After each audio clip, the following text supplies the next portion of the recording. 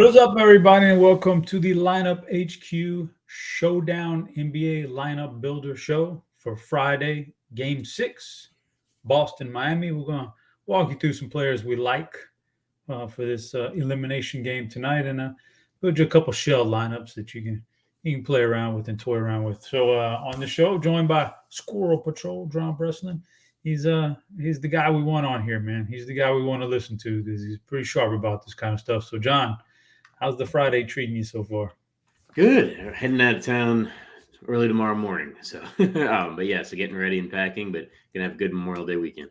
Yep. Good weekend coming up. Good weekend. So we're gonna finish off the week, hopefully, with some winners here, man, in the showdown. So, like I said, this is an elimination game, so this very well could be the last Eastern Conference game we have, and then we move on to the NBA Finals, and then that's it. So it's going to be fun.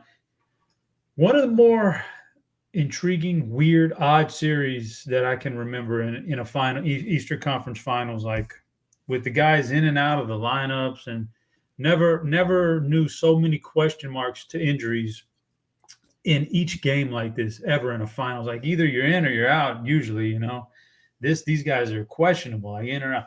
But we do have some clarity today. We've already got a Miami Heat starting lineup, so we know what they're going to be all about. Boston, we assume Marcus Smart's going to be in, and we assume Robert Williams is going to play. I mean, they played last game, didn't look like they re-injured it, but the way it's going, I just, I hate to say for sure because you just never know. But that's where we are right now. So, what's your thoughts heading into this Game 6? How do you think this plays out from a spread standpoint or a team winning standpoint? Yeah, so Boston's pretty heavily favored. I think 8.5 or 9 points. Yeah, that seems about right to me. Like I don't feel strongly about the line. I do think Boston's probably going to win. We'll see if Tyler Hero's back. I think that's the big question mark. But I don't know even if Hero's in. And with the season on the line, I think he's going to make every effort to play. But he's a little bit expensive, and I don't know if he'd be seeing full minutes. I think it's a groin strain. So I think if he's in, his minutes might be a little bit limited. So yeah, I kind of like Boston to win. Probably in my showdown lineups would probably reflect that. Yeah. And you never know. You just never know what he's going to do or what. Like I said, Boston's the interesting one because if a guy like Robert Williams is the key to this series for Boston. When he's in there, it's tough for Miami to win. When he's out, we've seen it. They can win even in Boston by a pretty good margin. So he's the key. But we'll see, man. We'll see how they play him. If the injury is legit, I kind of don't even know how to go about that, but we're assuming they're going to play and try to finish this thing out and then get like a week's worth of rest before the NBA Finals. So we're going to start off on DraftKings real quick, talk about some of these guys and build a quick lineup. The thing about DraftKings is, all right, so we get penalized a little bit extra money for that captain spot. In this particular series, it's not like you take the one that just closed out last night, Dallas Golden State. If you get a guy like Luka and he goes for 70, and the next closest guy, whoever it is 40, which was kind of like a thing that happened.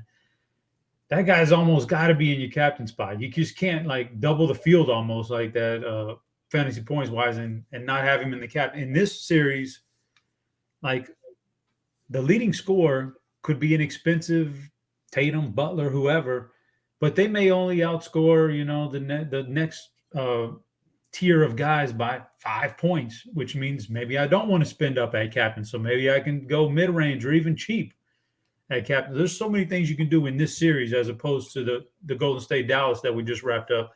How are you treating the captain spot tonight over here? Just spend up, spend down, mid-range? I mean, what's going on?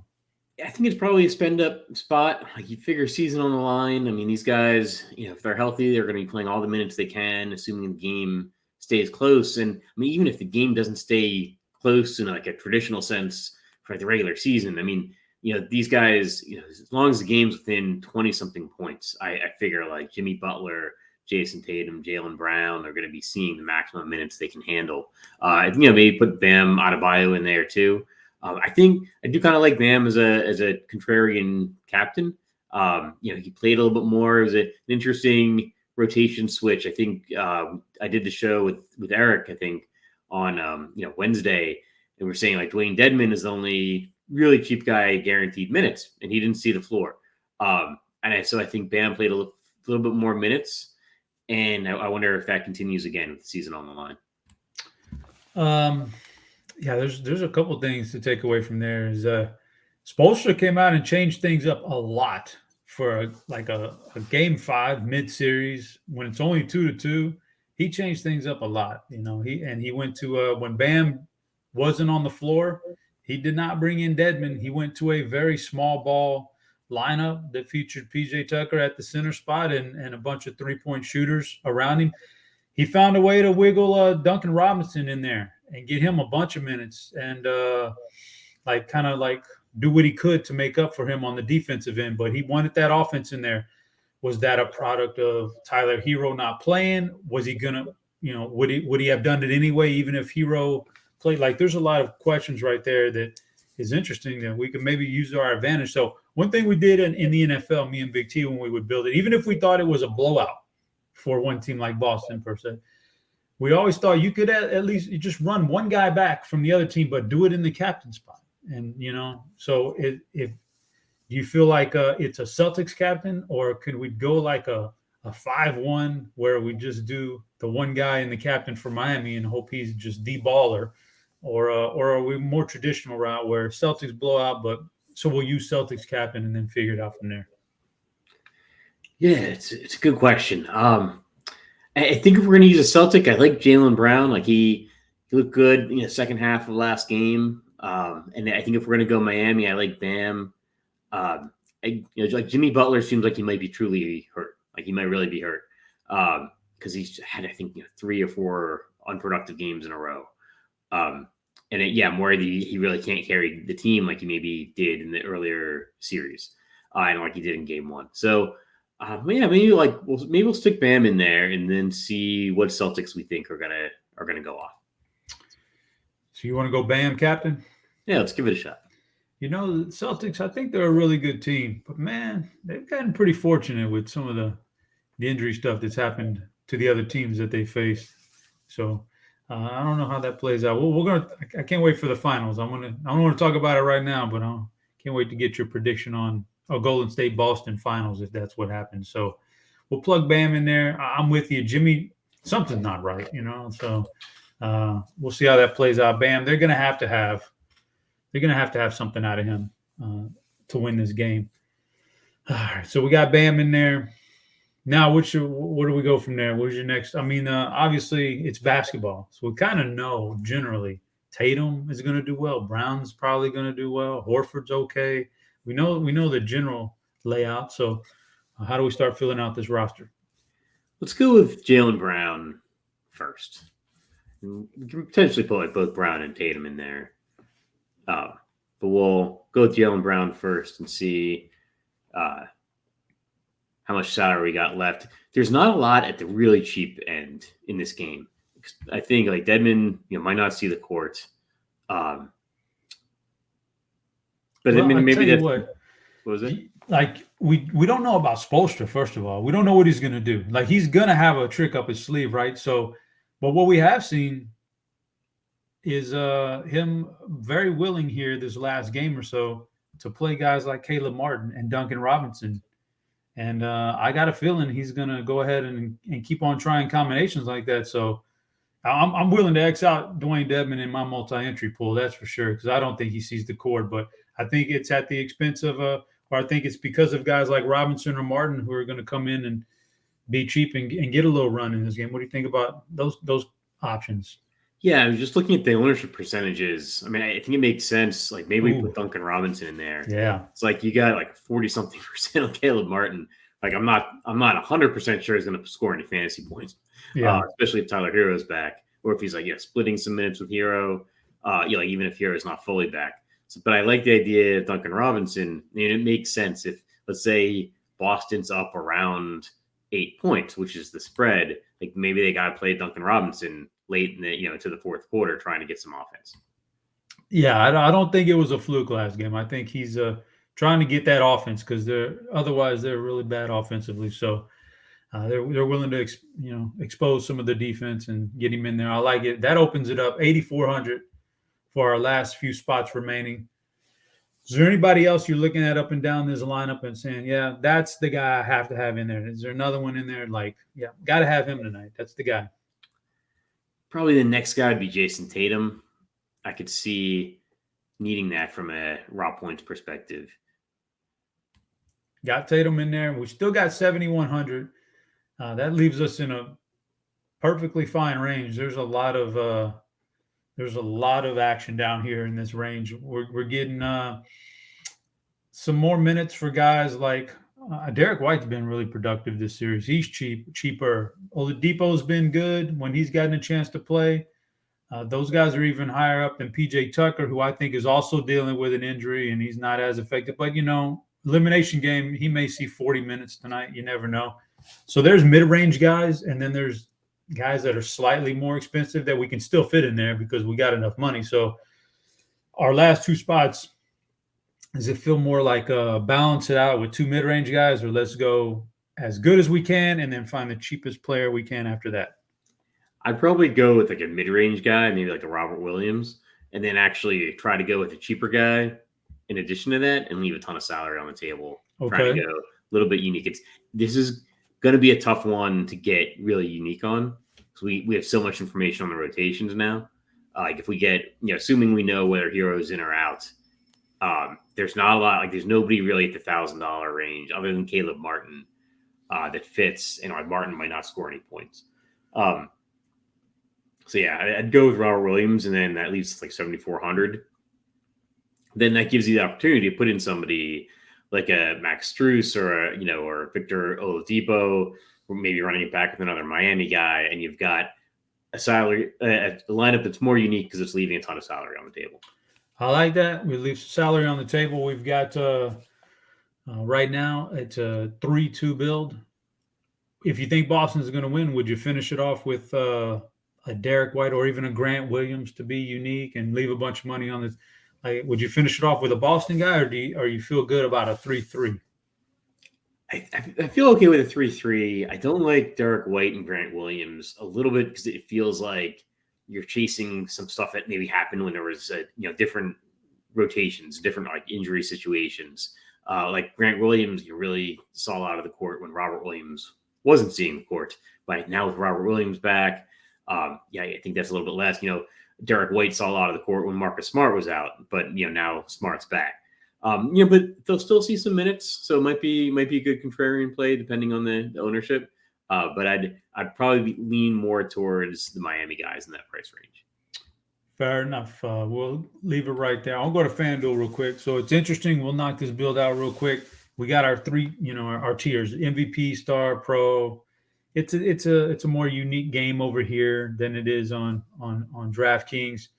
I think this particular series is super interesting for this format because I think your only decision in that Golden State series was Luka in MVP, or is he going to have a semi-bad game for his standards, or do I plug Curry in there? Like there's not much, you're not going to win these things by going totally off the rails and playing like, I don't know, give me a Kevon Looney in the MVP. That's just not going to happen. He's a great player. You put him in one of the other spots, but like when a Luka goes for 70, you got to have him in there. The interesting part of this series is I look back on the 5 games so far, and we've had 4 different leading scorers, fantasy points, in the 5 games. Only one guy's repeated as the number one guy. Tatum did it twice. Smart did it once. Bam did it once. Butler did it once. And I look at a guy like Tatum. He's had a game where he finished out of the top 10 in that game in fantasy points. And Butler's been great, but he's had a game where he finished 14th one game. So what I'm saying is, like, there's nothing in MVP or Star that we have to lock into. So I think it creates an opportunity to do something unique if we really wanted to. I don't know. How do you feel about our FanDuel bill and how we started? Yeah, I think it's right on, good analysis. I mean, it's such a difference from the other series where you pretty much knew Luka's going to be the highest scorer. And then you're either fading Luka entirely or you're sticking him in the MVP spot. Like FanDuel is different because there's no salary multiplier. And you don't want to go totally off the reservation, but I think maybe like Jalen Brown or even like Al Horford, Bam Adebayo, like they're going to see really minimal ownership. I mean, not microscopic, but much less ownership at the MVP spots than like Tatum and Butler, and it's much more plausible that they're the leading scorer of the game than we saw in the other series. I like the Jalen Brown call. He's been really solid this series. So let's go Brown. And you mentioned Horford. Horford's been incredible these last few games. Like the last couple of games, we're finally starting to see Boston relatively healthy, and this is how they're going to play. When they have Smart and Robert Williams healthy, this is how they want to play. And it's been Al Horford who's been really good.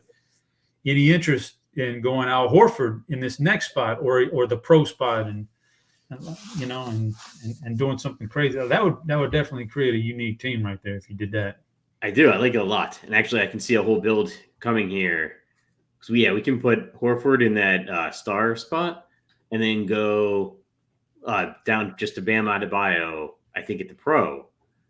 And then, this is like a plausible lineup where just Tatum has an off game, Butler's a little bit injured. Like, there's not going to be we can even use like max salary if we wanted in this lineup. There's not going to be a lot of lineups that fade like Tatum and Butler entirely. I like the way this is going because you just said it. Butler doesn't look good right now. There's no reason why he's going to be a top 5 scorer in this game. And Tatum has had those bad games in this series. So there's no reason why at his salary he's going to be a must play tonight. And this is very, very unique right now. So all we got to do is fill out 2 utility spots, and we got plenty of money to do that. So about 10 grand per player left. Is anybody jumping out to you that you think is, on the lower own side or that we can get away with here? That's we're already unique. We don't have to go crazy off the reservation here. Yeah, I mean, we could put like any combination of guys. Yeah. Like PJ Tucker looks, pretty good, and maybe even Kyle Lowry. Like if you're saying like Butler's really having an off game, then you probably want two pretty high priced like Miami guys. So maybe Lowry. Like he's got to pick up a bigger share of the offense. He's had some bad games, but maybe he's getting a little bit healthier. Okay, I got me some Lowry in there. Gosh, man, we were very, very close to getting to Robert Williams. I really like Robert Williams on Fanduel, his block upside and all that good stuff.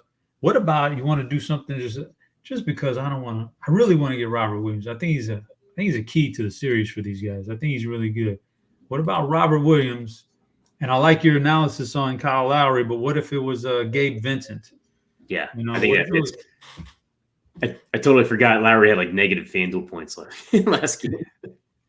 Yeah, I mean, and he could bounce back, and he makes for a great contrarian play. I think he's another guy who's injured though, and Miami but Gabe Vincent looks. I hate to throw this word around, but he looks electric when he gets out there sometimes. So now we've got like.